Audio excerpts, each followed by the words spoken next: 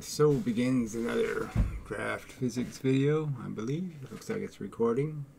I'll look at the camera maybe. And such. So comments and probably other stuff. See how it goes. Not too many comments. So we left off with Piro's, never mind, fuck off, I won't answer the questions. Let's just understand, he can't answer the questions, and his physics can't answer the questions, and that's the direct accusation that he's non-responsive to. So this isn't about what he doesn't feel like doing, it's about what he can't do. Anyway, so Zeb, a patient and wise teacher, thank you for your guidance. I'm really not here to teach. I'm really here to argue and defend. It's a trial, and I'm making the counter-argument to the propaganda of the prosecution. They've decided to convict photons of being wacky and silly, and I'm going to defend photons from that silly accusation. I'm going to defend Einstein's primary notion that the universe is clockwork, that there is no playing of any real dice, random and spontaneous or silly concepts, spooky action at a distance is nonsense. The universe doesn't work that way, and I think the evidence is there, and I think the case can be proven to a reasonable juror. Alright, so Nathan Trigg, sir. There's no point in calling me sir because in a sense you don't have any respect for me because you're demonstrating it by the very fact that you would ask this, would love to know what you think of the electric universe, thunderbolts. See, it's not thunderbolts. The very fact that you don't even know to make it one word kind of indicates you don't even pay attention to thunderbolts, let alone me. And so why do you want to know anything? Because you seem to be clearly not interested in any kind of detail or paying much attention. So clearly I've expressed my opinion of thunderbolts. They do have a new video up, so I'll probably play some of that just for the fun of it. But the whole concept is stupid. We know what electricity is. We know what it's dependent on. Well, let's not say we know what it is, because they think it's something to do with electrons moving. And it just has to do with electrons being close enough to each other to influence each other with photons, with energy, with electromagnetic radiation of some form. And that's what's communicating between the electrons, and that's what's pushing them apart. And when the electrons are too far away, that pressure is too low and has no effect. And the closer the electrons get to each other, the more pressure there is, and the more capacity to transmit that pressure between the electrons. So it's all about the density of electrons in a medium, and that's what's required. That's what a conductor is. Empty space is a lousy conductor because the atoms and the electrons, the atoms and therefore the electrons, these electrons don't freely fly around. They always end up going somewhere and associating themselves with an atom. That's what electrons have to do because they're charged. They have to migrate in the direction of any imbalance in the charge, and there's inevitably going to be an imbalance in the field just by putting my hands here. I've changed the field in the sense that there's an imbalance, one hand especially. Surfaces are so freaking important, and they're totally ignored by physics. But anyway, the electric universe is silly. There's very few atoms in space, very low density. The electrons don't communicate with each other because they're so far apart. The amount of communication is minuscule. They can't transmit any volume of photons because of the distance they are from each other, so they can't transmit pressure. Just the way it is. It's just a silly idea that electricity is running look, the universe is run on charge, and you can say charge is associated with electricity, but it's just as associated with magnetism. So it would make more sense to say the magnoverse or something. as it would to say thunderbolts. It really has nothing to do with thunder, certainly. And lightning needs a medium. Without a medium, there is no lightning. All right, Bob the Fly. A wave is not an elemental function. I probably should have said fundamental function, but elemental sounds better, so that's why I end up saying it. But yeah, wave is not a fundamental function. It's made of other functions. It's an emergent function, so that's in the quotes. This is an interesting thought. Well, it's not just interesting, it's a fact. And it's one that physicists ought to recognize, and they ought to quit talking about waves as if waves are elemental, fundamental. There's all kinds of shit going on. Electricity is very buggy here. A lot of things to fix. Anyway, I always imagine particles as tiny balls, so I don't know if these two statements have anything to do with each other. I don't know how the word particle implies something. Now, whether it's round or not, who cares? I would argue the fundamental universe is probably a simpler geometry, like squares or triangles, but who cares? It probably isn't an interesting fact. I mean, one that has great significance, what shape the elemental force bits are, because all that really matters is that they transfer momentum, and the universe runs on momentum. Hi there, Gary. Michael Falwell. I can hear in your voice that you're really not happy with your new situation. I'm just not happy leaving my old situation. So, I mean, I had a great life, in terms of, I had a world that I could manage, and was compatible with my anxiety disorder. So I had my woods, and I had my isolation, and I don't have that anymore. And that's the part that's just difficult. But I have to say, it could be much worse.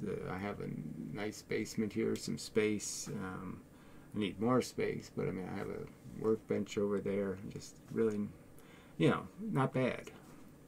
So I really have no right to complain. I'm lucky. I have a decent, I'm not in like Harlem or something. Check out this crap. Well, I don't know if I really want to check out crap. Apparently a photon is an electron and positron.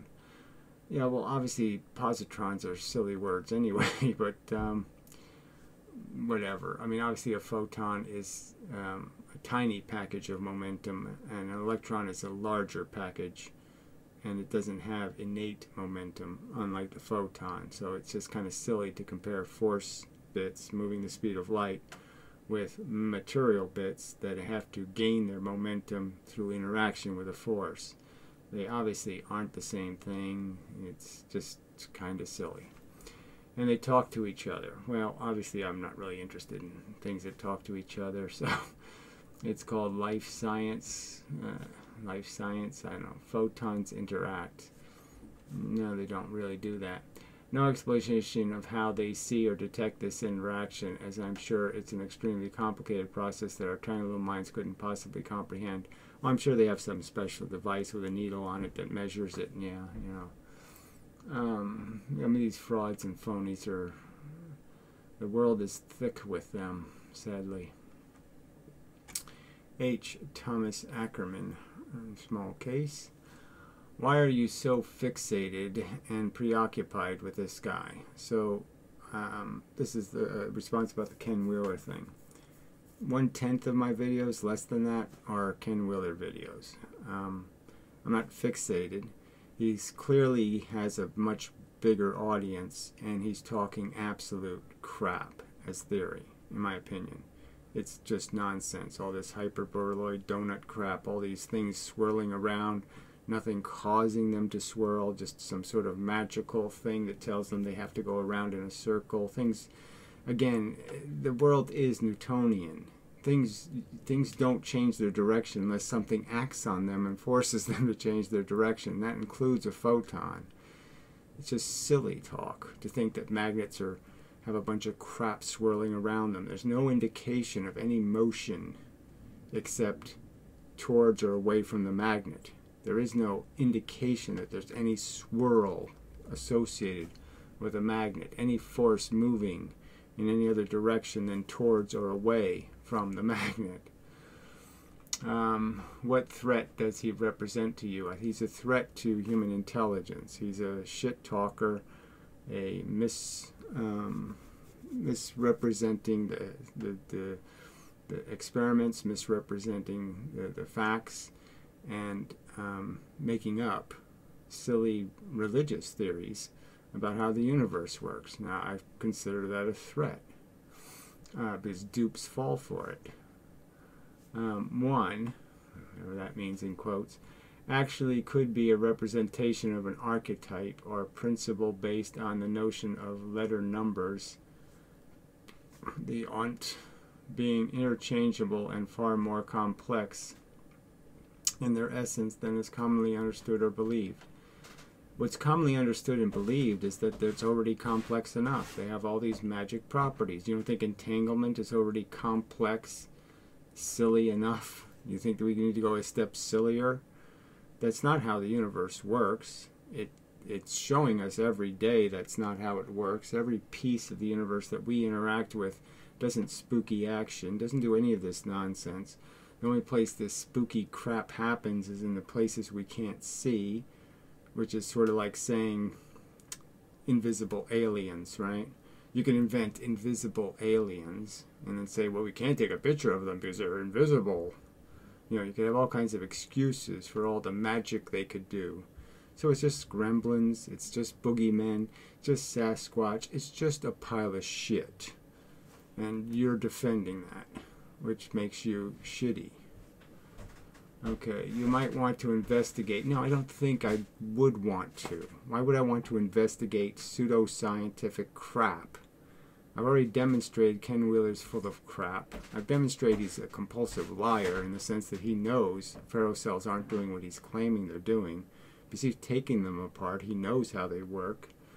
So the whole thing's a big fat fucking fraud. Investigate the Shindavanun instead of trashing the angry photographer. Why would I do any of that, you new lunatic? None of this has anything to do with fucking science. Science is experiments and being disciplined enough to not fall for stuff like it looks like. Yeah, you shouldn't fall for that. It seems like, well, it shouldn't fall for that. Best. I don't know. You know, you best me when you sit there and ridicule and pretend I'm fixated about something because I complain about people talking shit that nobody should critique. Everybody should just let shit talkers shit talk. I'm sorry, that's silly. Alright, so Bob the Fly again. It occurs to me that a sphere may be an emergent function as well. Good move, great. True enough. Pressure causes the ball shape to take place. That's right, the force. And the force is often even. Okay? That's the trick of it. In most of the universe, in most cases, the local circumstances is very uniform.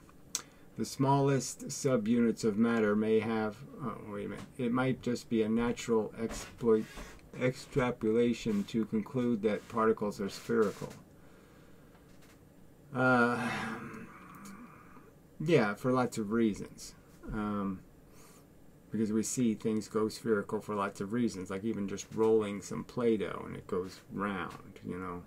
Lots of different ways you can create the circumstance of the even pressure. How else to describe it? But yeah, there's lots of ways that we can imitate, recreate the idea of an even pressure and creating spheres. And they pop up a lot, and especially with liquids in certain environments, you know, water droplets. But that's another one that kind of fools us because it's sort of the surface tension and not really even pressure that's causing that. But yeah, there's no reason to say they can't be spherical either, because a sphere is kind of a simple geometry. No less simple than, say, a square or a triangle. The smallest subunits of matter may have a fixed shape that isn't round, though, because pressure couldn't modify the shape of an indivisible unit of matter. It's true that they don't, for any reason, there's no reason to think they have to be spherical, but they could be. There's no reason they couldn't be either. Alright, this is epic. This doesn't really say much, but fine. It's another Ken Wheeler video. So that's it for the comments. See if there's anything else. Spammeroni folder. Spammeroni. Okay, your explanation of redshift does not work. Okay, just point it out how it doesn't work, please. If a distant photon coming our way were to hit one or more intervening hydrogen atoms, yes, moving towards them, so the photon's going this way, the hydrogen atom's coming at it, it's more likely to hit a hydrogen atom moving towards it than with it, just because of the velocity argument. The hydrogen atoms are moving slow, the photon's moving very fast, so if you hit 10 hydrogen atoms, the odds are the more of them were coming towards you than going the same direction that you were going. So you're forgetting that point, I bet. I bet you're forgetting that. Okay, we'll hit one or more intervening hydrogen atoms. There is equal probability that any given atom would be going all sorts of different directions. No, there isn't an even probability. So if I put you on in a demolition derby, you're going to hit more cars that are coming towards you than you're going to hit cars going the same direction as you. Just going to end up being an inevitable fact. See if there's another analogy I can come up with. Maybe somebody else could explain it to this guy. So that you're inevitably going to hit more things coming towards you than going the same direction as you, because you're outrunning the stuff going the same direction as you. Most of the stuff going the same direction of you, you'll be outrunning it, so it can never hit you. Simple argument, really. So there's not an equal probability. So the photon would have equal probability of getting deflected in any random direction. Again, as I pointed out, it's not getting deflected. It's transmitting through the transparent atom. Atoms are transparent. Glass atoms are, I would argue, transparent. A single atom of hydrogen is transparent, just like a whole vial of hydrogen gas is transparent. It's transparent. That means photons go right through it, but they are transmitted through it. They slow down to get through the atom. They're not slowed down. It takes them longer because they have to navigate through the process of the electrons. So it's just a fact. They hit electrons. Electrons readmit the photon. That's how it works. I think the facts indicate that's how it works. So again, they're not going in random directions. They're going straight through the atom, being transmitted accurately, just like they were going through a piece of glass.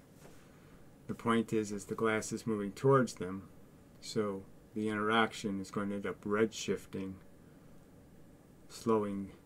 It doesn't really slow it down, but it's going to make the photon take longer to go the distance. Alright, the result would be a diffuse glow. So again, you just don't understand. You don't understand transparent, you don't understand transmission versus scatter, and you don't understand that if you're going in a direction, things going in the same direction as you, that are going slower than you, can't hit you. So all this arrogance, and you're wrong.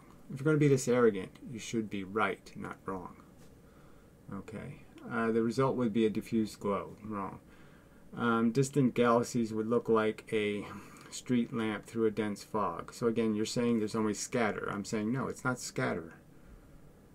It's a transparent atom. All the gases, oxygen, hydrogen, helium, most of the gases that are abundant in space, in the sense the ones that have many atoms in space, hydrogen being the most prolific, are transparent. Alright, we do not see this diffusion. So again, I never argued for it. That's your wrong assumption. You don't understand what a transmission is. You don't understand what transparent is. So your explanation of redshift does not work. Your declaration is falsely premised. You don't listen very well, and you distort the words I spoke to suit your cheap and petty, superficial critique. Because you're wrong. Your premises are wrong. Your assumptions are wrong. And clearly your accusations about what I stated are wrong. So you got spammed for good reason, because you're wrong. Okay, maybe we'll read another line of the cowboy video. Let's see what else he says. Alright, you mean you'll play Susskind and talk over him. So I didn't talk over him. I pause and I talk. Then he talks, then I talk, then he talks, then I talk.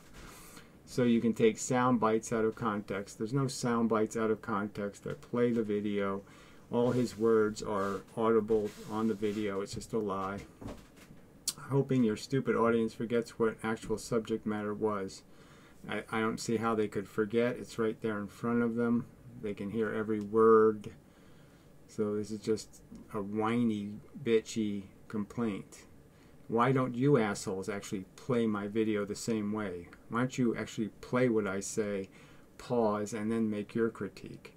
Because you're the cowards. You're the ones who need to quote mine. You're the ones who need to distort and play it over and over again and, change the content. I'm not changing anybody's content, liar. You are.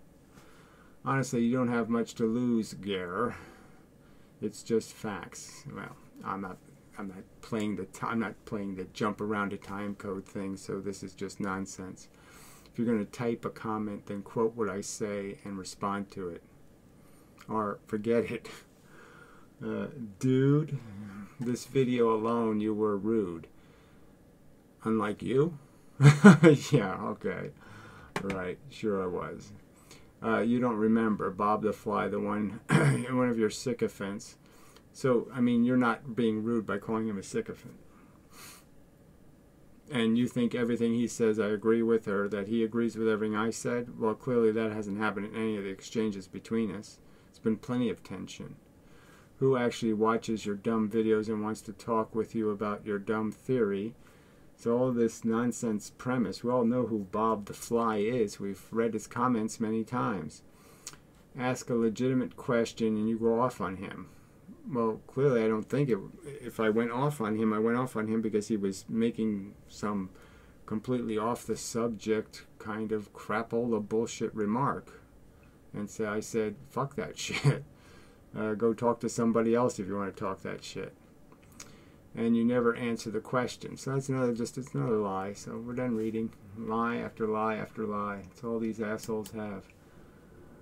So anyway, so the Piro just does these political videos. I guess I'll probably just unsub from him because he doesn't make physics videos. So no real point. So here's the Thunderbolts project. The other interesting video actually was, interesting, funny, was the, this one, the John Chappelle conversation, where, what's his name, Harry? There's a guy named Harry in the room. So I was in the room the one time I was allowed to present. The Harry guy was obnoxious, just incredibly rude and obnoxious, kept interrupting, blah, blah, blah, blah, blah. And, and I basically said to him, he said something about me being rude, and I said, look who's talking. That was the extent of my rudeness, was to say, why don't you look in the mirror?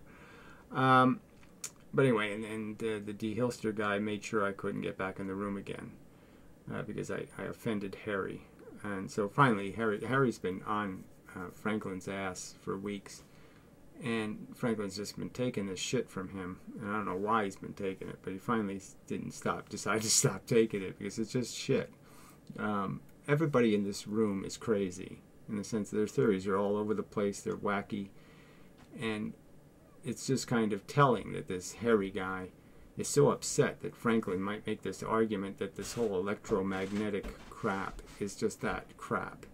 That we've never seen a photon affected by electricity or magnetism, and they're they're claiming it's made out of this. Somehow it's made out of electricity and magnetism, and yet it's not affected by them. It doesn't make any sense. And I guess the fact that he's challenging that preconceived notion, and it's just an axiom with no origin. You can sort of tie it to Maxwell a little bit, just because they found the speed of light and the speed of magnetism was the same, and therefore we have to say that light is electromagnetic. They could have just said the opposite. They could have said magnetism and electricity are photonic. To me, that would have been much smarter.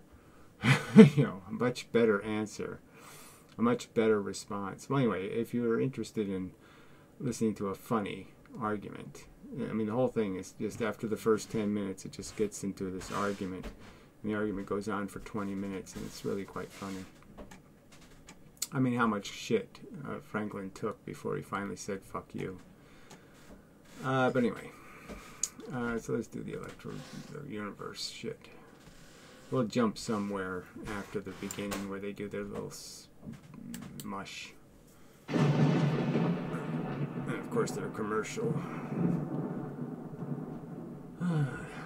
Welcome to Space News from the Electric Universe, blah, brought blah, to you blah. by the Thunderbolts Project at thunderbolts.info. La la la la la. I'm going to talk to you in this patronizing voice. A remarkable series of presentations on the promising new geology the electric universe offers. Like every rocky body in our solar system, our planet's landscape demands a radical shift in perception.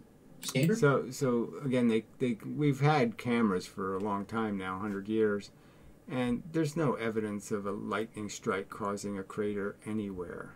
I mean, it's just silly as a conversation.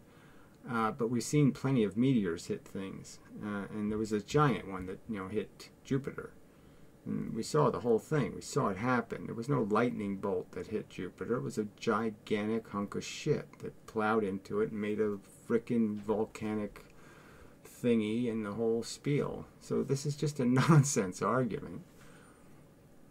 And again, the punchline of all this crap is there's a God. That's what this really is. It's just a religion. It's just Dianetics. Yeah, it's not the traditional God. It's just some kind of spirit love thing. But it's the same crap. So this is just Scientology remastered. With a new voice, a new sensitive and caring and loving voice. Let's jump ahead a little. You'll soon see. Geology we are taught to associate with billions of years of tectonic forces is actually the result of capacitor discharge across Earth's crust and atmospheric layers. Right, so capacitor discharge caused all of this very obvious erosion. Yeah. I mean, very old volcanoes, the core of the volcano, where the lava is now on the surface because a ton of the Earth was eroded. That's what took place.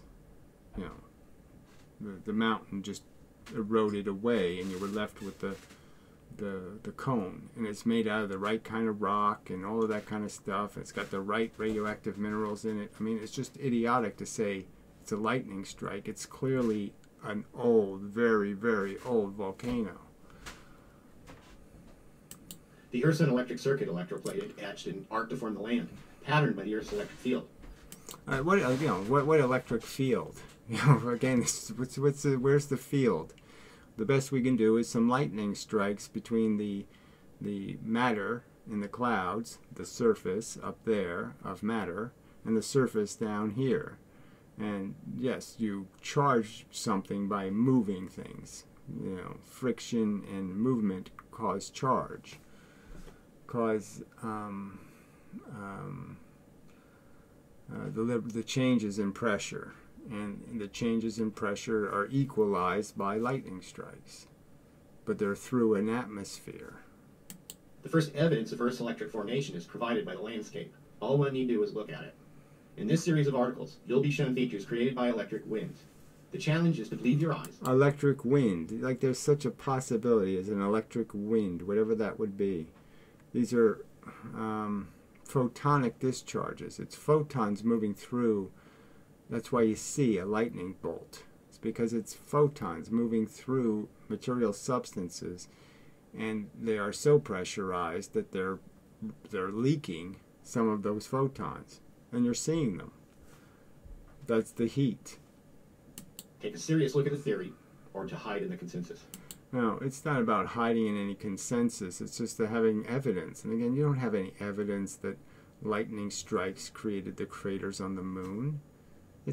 There's no evidence that that's how they got there. And there's all kinds of evidence demonstrating that this planet has been struck by meteors, not lightning bolts. Meteors. The following images are just a teaser. An explanation and even more dramatic evidence will take some explaining. Several articles, in fact. But first look at these basin and range mountains and contemplate what caused them. They look as if a blowtorch blasted the land, don't they? They are coherent flow patterns. No, that doesn't look like anything like that. But the fact that there would be shock waves from any impact is perfectly sensible. And we've seen this kind of pattern in erosion. That, it's like stalagmites and stalactites. They don't grow on top of each other. Because of the way things can only get so high, and then they break down, and so the new one has to form. So the water flows over things in certain patterns, and it has like a harmonic. And there's a harmony to these distances, just like the distances between the planets. They have to have a certain distance between them, or they won't survive as planets. So there's inevitably going to be an equalization of the distance between the planets. Not an equalization, but a consistent, based on size. I can't think of the right word to say. It's a consistent pattern of distance, proportions. It has a proportional symmetry. That's the right word. All right, but this is obvious, just not, just rubbish. Again, looks like, therefore is like. No. Lots of different things create different things. I mean, you can watch boiling mud create exactly the same patterns. No electricity necessary. Boiling mud will do it. I've seen sulfur pits. I've seen what they look like. That's what they look like.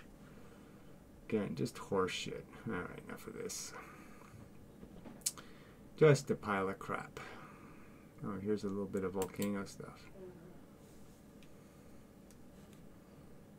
Biologically, neutralized matter takes form as rock. Ionized dust deposited by electric wind carries excess charge that must either... So again, more electric wind. What? It's a nonsense concept. find a bond, forming crystalline rock, or migrate along the electric field and currents until it finds a place to bond. It neutralizes its charge. Now, we know that these crystals are formed by first heating the material and then allowing it to cool, and that's when the crystals are formed, because you purify through the melting process. The elements tend to separate because they all melt at different temperatures, so they tend to separate, and you end up with veins of gold, and you end up with veins of uranium, veins of this and veins of that. And when they're in their pure form, then they can form pure crystals. All metals are essentially crystals. So again, this is just horse shit. No point in wasting time playing this crap. This is just horrible pseudoscience. For a premise that's just nonsensical.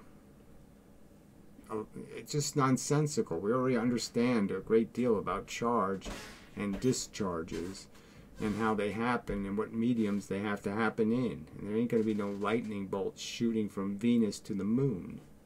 It ain't going to happen. Ever. I mean, ever. Alright. So, otherwise, nothing of interest, really. So we'll move along till next time and such, and so forth and whatnot.